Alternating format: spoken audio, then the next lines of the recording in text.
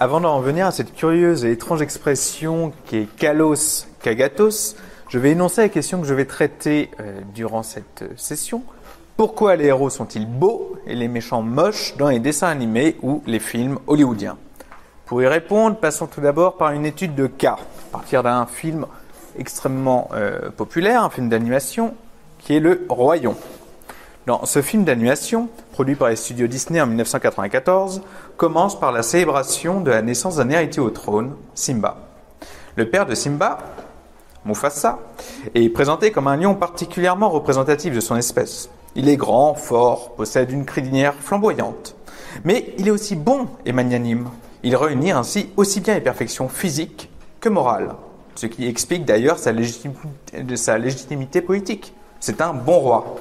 Par contraste, son frère, Scar, dont, notons-le, le nom même provient d'une difformité physique, une cicatrice lui barrant l'œil, et malingre, non conforme à ce qu'est un lion, une crinière noire, un pelage roux, et surtout fourbe, calculateur et arriviste. D'ailleurs, il semble évident que l'infirmité morale de Scar soit, en quelque sorte, annoncée par son infirmité physique. Nous avons ainsi une opposition nette entre deux personnages. Le bon est beau et le méchant est laid. Une première réponse que l'on pourrait apporter serait qu'il s'agit dans le cadre d'un film d'animation d'un moyen commode pour faire comprendre aux enfants le déroulé de l'histoire. Pour autant, cette réponse n'est pas encore pleinement satisfaisante, dans la mesure où une telle association n'est pas seulement limitée aux seules œuvres destinées aux enfants. En effet, on retrouve par exemple l'association entre laideur et méchanceté chez Shakespeare dans la pièce Richard III. Et si l'on remonte encore plus loin, tous ces exemples correspondent à ce que les Grecs appelaient le kalos kagatos, l'idéal de l'homme à la fois beau et bon. Il nous faudra alors nous demander quelle est la conception légitime de la beauté qui est sous-jacente à ces exemples, et plus particulièrement, cette conception est justement légitime. Pour cela, je procéderai en 3 temps. Tout d'abord, il s'agira de montrer que cette association entre beauté physique et bonté morale exprime l'idéal grec du kalos kagatos, pour ensuite montrer que nous avons un personnage qui est venu rompre cet idéal, qui est le personnage de Socrate, et afin de montrer dans un dernier temps que ce personnage-là a impliqué de repenser en fait une notion traditionnelle de la beauté en Grèce. Venons-en à notre premier temps sur le kalos kagatos qui va nous intriguer pourquoi nous avons ce terme dans notre abécédaire aujourd'hui. En effet, le type d'opposition dont nous venons de parler n'arrive pas seulement dans les films hollywoodiens ou dans les films d'animation. Cet idéal associant beauté physique et beauté morale se retrouve notamment dès l'Antiquité grecque. Une expression qui est un peu l'équivalent de notre honnête homme illustre ce point, kalos kagatos. Faisons un peu de grec ancien, parce que justement, je vous ai menti, il ne s'agit pas d'un ka, mais d'un kappa, puisque c'est du grec. Nous avons même la fortune d'avoir 2 kappas dans l'expression, kalos kagatos. Que signifie cette expression? Tout d'abord, notons qu'il s'agit en réalité d'une abréviation de cette expression qui est kalos kai agatos. Décomposons cette expression pour savoir quelle est sa signification. Premier terme, kalos. Cela désigne la beauté, pas seulement physique, mais également morale. Kai, c'est assez simple, c'est la conjonction en grec, et, tandis qu'agatos, cela désigne ce qui est bon. Là, par contre, ça a un sens moral. Le prénom Agathe, en français, par exemple, dérive de cet adjectif. Il s'agit d'une expression courante au 5e siècle, mais elle n'est utilisée qu'à partir du 5e siècle avant Jésus-Christ en Grèce. Précisément le siècle qui va nous intéresser aujourd'hui. Ainsi, cette expression manifeste ce que l'on pourrait appeler une forme d'idéal grec. C'est du moins comme ça que je l'ai appelé dans le diaporama. Elle est parfois traduite par perfection humaine. Pourquoi? Car il y a à la fois une perfection du corps qui est associée à une perfection de l'esprit. Pour essayer de mieux saisir ce point, nous allons prendre 2 exemples. Tout d'abord, un exemple que vous connaissez, le disco ball de Miron. La beauté du corps, dans ce cas, est relativement évidente pour nous, car nos standards de la beauté dépendent grandement en fait de l'héritage gréco-latin. Je ne vais pas m'attarder sur le corps en question, nous voyons que c'est un corps jeune, musclé, bien proportionné. Mais au-delà de cet aspect purement physique du corps, nous allons voir qu'il y a également des déterminations morales qui indiquent que cet être n'est pas seulement beau, mais qu'il est bon. Tout d'abord, nous pouvons noter l'impassibilité du visage. Alors qu'il est quand même en train d'effectuer un effort physique extrêmement important, vous pouvez voir sur son visage, si vous faites attention, il n'y a aucune trace d'effort physique. Il arrive à faire ce mouvement sportif sans avoir aucun problème. Autre détail, et qui n'est pas anecdotique, qui n'est pas aussi anecdotique qu'il n'y paraît, la taille de ses organes génitaux. Leur petit test témoigne explicitement d'une forme de réserve, et c'était l'un des codes de la statuaire antique, d'une réserve et de maîtrise de soi de la part de l'athlète. On peut penser par exemple en opposition aux représentations antiques de Priape, par exemple. Cette caractérisation de la beauté ne nous est pas complètement étrangère. Et c'est là mon deuxième exemple, plus contemporain, celui-ci, lorsque l'on utilise une expression comme « c'est un beau berger allemand ». On veut dire par là qu'il possède l'ensemble des caractéristiques propres à un berger allemand et qu'il les réalise parfaitement. Par exemple, il a le museau long et non aplati, ses oreilles sont droites, il a la croupe, sa robe correspond aux couleurs spécifiques du berger allemand. Nous pouvons même inclure dans cette liste des caractéristiques non physiques. Un beau berger allemand, c'est obéir. Il n'est pas agressif, il ne réagit pas à un coup de pistolet, etc. Ainsi, dans cette perspective, la beauté n'est pas quelque chose de superficiel, mais la manifestation même de la bonté de l'individu. Toutefois, un personnage dans l'Antiquité, auquel nous allons venir, semble avoir rompu cette belle harmonie qui existait entre la beauté physique et la beauté morale de l'individu, qui est la figure de Socrate. Et nous allons maintenant nous intéresser à la figure de Socrate, au sens propre comme au sens figuré. Alors, quelques rappels avant toute chose sur cette figure historique que vous connaissez tous. Tout d'abord, il est considéré, comme vous le savez, comme étant le père de la philosophie. Il a vécu à Athènes, en Grèce, au 5e siècle avant Jésus-Christ. On a de la chance car c'est précisément le siècle d'apparition de l'expression kalos kagatos. Nous sommes donc au bon endroit. L'occupation favorite de Socrate était d'aller converser avec ses concitoyens pour leur poser les fameuses questions socratiques. Qu'est-ce que X? Par exemple, qu'est-ce que la piété? Qu'est-ce que le courage? Cette activité lui est venue de l'oracle de Delphes, l'un des lieux les plus importants du paganisme, où le dieu aurait dit à Socrate qu'il s'agissait de l'homme le plus savant.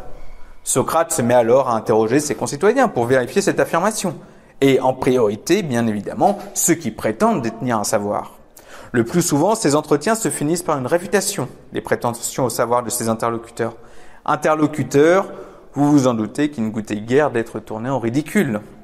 Il s'agit sans doute de l'une des raisons, et ce n'est pas la seule, qui a conduit à son procès en 399 avant Jésus-Christ, à l'âge de 70 ans. Mais revenons à notre propos. Pourquoi Socrate a-t-il donc brisé ce bel idéal grec? J'ai oublié de vous parler d'un trait caractéristique extrêmement important de Socrate. C'est sa laideur. La laideur de Socrate est devenue même proverbiale dans toute l'histoire, pas seulement de la philosophie, de la pensée. On le reconnaît. Je vous ai mis une représentation, sans doute due à Lysippe, de Socrate, et vous vous ferez un avis sur la beauté ou non de Socrate. Je ne vais pas m'y attarder. Pour illustrer cet aspect qui est extrêmement déroutant, cet aspect de Socrate extrêmement déroutant, y compris pour ses contemporains, nous pouvons nous rapporter à une histoire qui nous est racontée par Cicéron. Il s'agit de la rencontre entre Socrate et un certain Zopyre. Celui-ci, on suppose qu'il s'agissait du précepteur d'Alcibiade, dont on reparlera de ce personnage par la suite. Ce personnage, donc Zopyre, était un physiognomoniste, c'est-à-dire une personne considérant pouvoir déceler les dispositions morales d'un individu à partir de ses seuls traits physiques.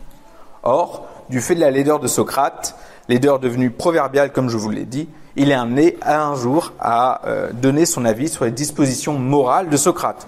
Bien évidemment, en s'appuyant sur son physique, il finit par lui attribuer tous les vices.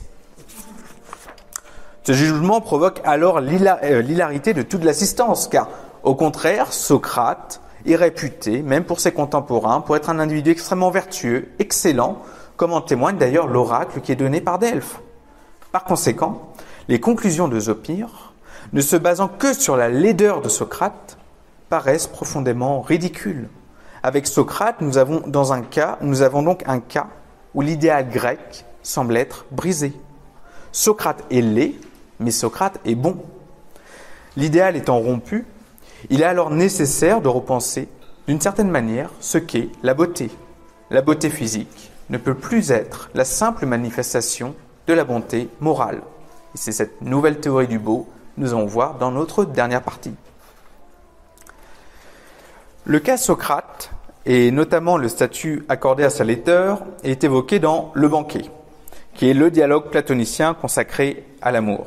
Ce dialogue a lieu lors d'un banquet au cours duquel 6 protagonistes vont successivement faire un éloge de l'amour. Le beau joue alors un rôle primordial, puisque l'amour est, là je reprends une caractérisation de Luc Bresson de l'amour, je ne prétendrai pas que ce soit une définition, mais c'est une caractérisation qui correspond assez bien à la manière dont l'amour est traité dans le banquet. Cette caractérisation qui dit une inclination très vive envers un autre être humain et orientée par la recherche d'une satisfaction sexuelle avec cet autre être humain, considéré comme pourvu de beauté. La beauté joue ainsi un rôle important, en ce qu'elle est le fondement même du sentiment amoureux. Or, dans le banquet, nous allons assister à une situation extrêmement paradoxale et étrange. Le plus beau des jeunes hommes, Alcibiade, sur lequel on reviendra, va être épris de Socrate, l'homme le plus laid. Comment expliquer une telle situation? Si la beauté se limite à la simple beauté du corps, il va donc falloir nous interroger sur cette notion même de beauté. Alcibiade est plus jeune que Socrate, une vingtaine d'années. C'est un personnage athénien haut en couleur. Sa vie, émaillée de multiples trahisons et revirements vis-à-vis de sa cité, était loin d'être considéré comme exemplaire. Plus intéressant pour nous, il fut disciple de Socrate et quand les Athéniens condamnèrent Socrate en tant que corrupteur de la jeunesse, c'est sans doute à Alcibiade qu'ils pensaient. Si la philosophie mène à une telle vie, la philosophie est un danger pour la cité.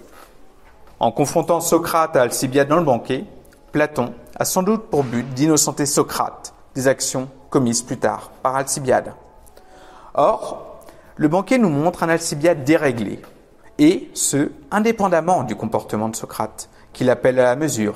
En effet, l'arrivée même d'Alcibiade, complètement avinée au banquet, est fracassante. Une autre marque de ce dérèglement est, par exemple, le fait d'enfreindre précisément l'institution de la pédérastie. En effet, l'amour, dans ce dialogue, intervient dans le cadre de cette institution athénienne où un homme âgé s'occupe de l'éducation intellectuelle et sexuelle d'un jeune garçon.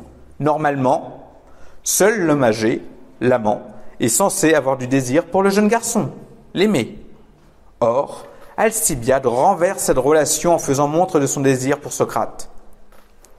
Par conséquent, comme nous le représente Platon, les dérèglements d'Alcibiade ne sont pas imputables à Socrate, et sa beauté physique n'est pas suivie d'une morale exemplaire dans le cas d'Alcibiade. Ainsi, nos deux personnages se répondent comme les personnages de Mufasa et de Scar que nous avons vus préalablement. Dans le cas de Socrate, nous avons le cas d'une personne qui est laide, mais qui est moralement bonne.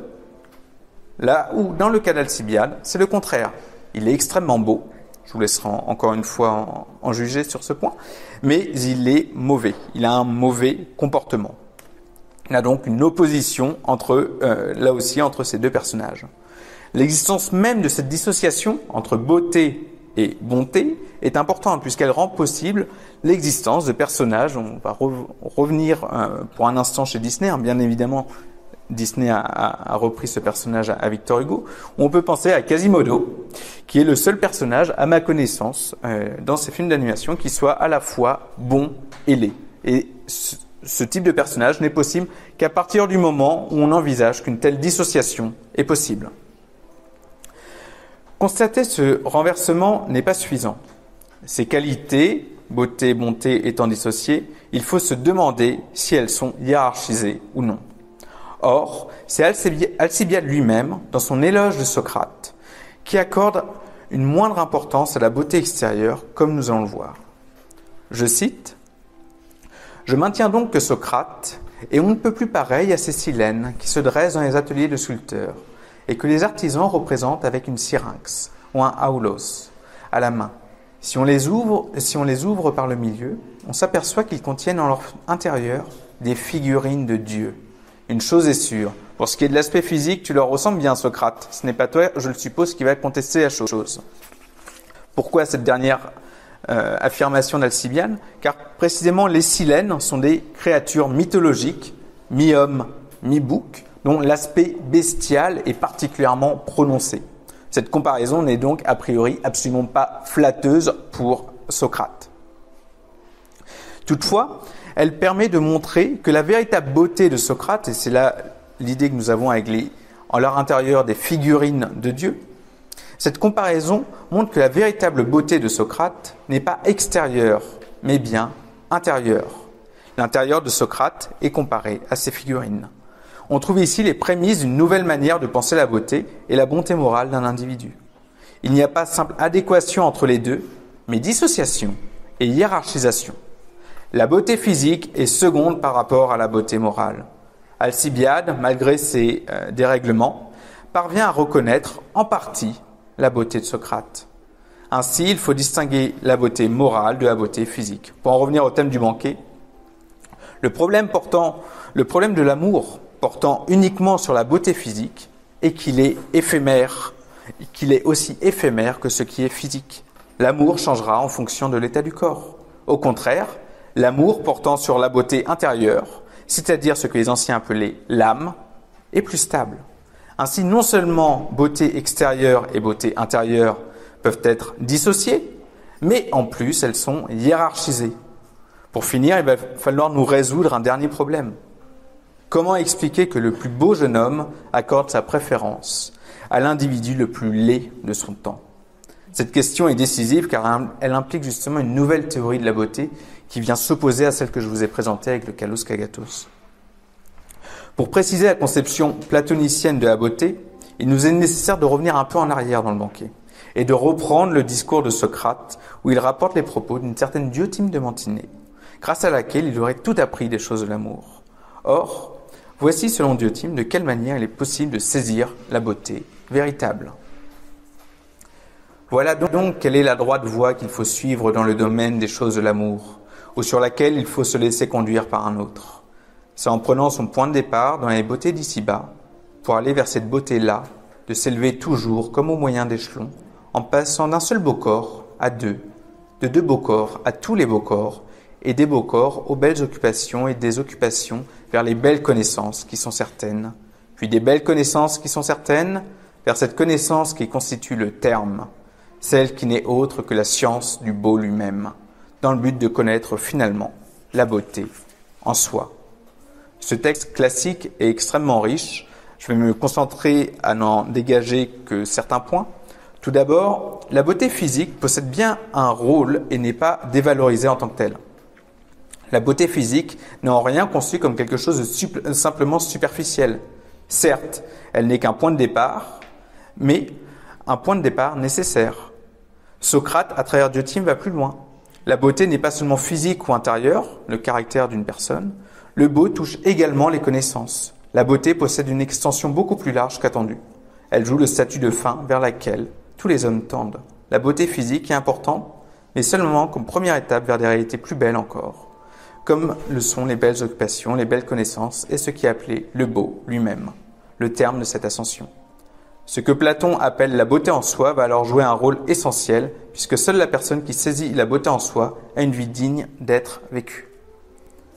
C'est à ce point de la vie, mon cher Socrate, reprit l'étrangère de Mantinée, plus qu'à n'importe quel autre, que se situe le moment où, pour l'être humain, la vie vaut d'être vécue, parce qu'il contemple la beauté en elle-même. Si un jour tu parviens à cette contemplation, tu reconnaîtras que cette beauté est sans rapport avec l'or, les atours, les beaux enfants et les beaux adolescents dont la vue te bouleverse à présent. Ainsi, si les beautés physiques sont les premières à nous bouleverser, elles doivent être dépassées, au profit de la contemplation de la beauté véritable. Il faut ainsi hiérarchiser soigneusement les degrés du beau jusqu'au beau en soi. Socrate, en même temps qu'il rapporte cette théorie qu'il aurait entendue de Diotime, l'exemplifie. Bien qu'il possède un physique particulièrement ingrat, il est malgré tout le plus beau des hommes par son excellence morale. J'en passe à ma conclusion. Au début de l'exposé, nous nous étions posé la question suivante. Pourquoi les héros hollywoodiens sont-ils beaux et les méchants moches dans les dessins animés ou les films hollywoodiens ? J'ai essayé de montrer que cette représentation possédait des sous-bassements théoriques plus forts qu'il n'y paraît. En effet, cela exprime une conception idéale de l'être humain où, en quelque sorte, l'être et le paraître coïncideraient. La beauté physique ne serait que l'émanation de la beauté morale. Cette conception est attractive mais insuffisante. Le monde ne se divise pas en Mufasa et en Scar. La beauté physique seule ne permet pas d'apprécier pleinement un individu comme le croyait Zopyre avec Socrate. Ainsi, le banquet ne revient pas à d'évaluer la beauté physique, mais à reconnaître qu'il existe une beauté qui est, si on peut dire, encore plus belle que la beauté physique. Aimer le beau en soi garantit de pouvoir aimer toujours, car l'objet de notre amour ne variera jamais, là où l'amour de la beauté physique est condamné à l'éphémère, car il cessera d'exister en même temps que cette beauté. Certes, Socrate a été laid 70 ans, mais la véritable beauté de Socrate explique que nous parlions encore de lui, près de 2500 ans après sa mort. Je vous remercie de votre attention.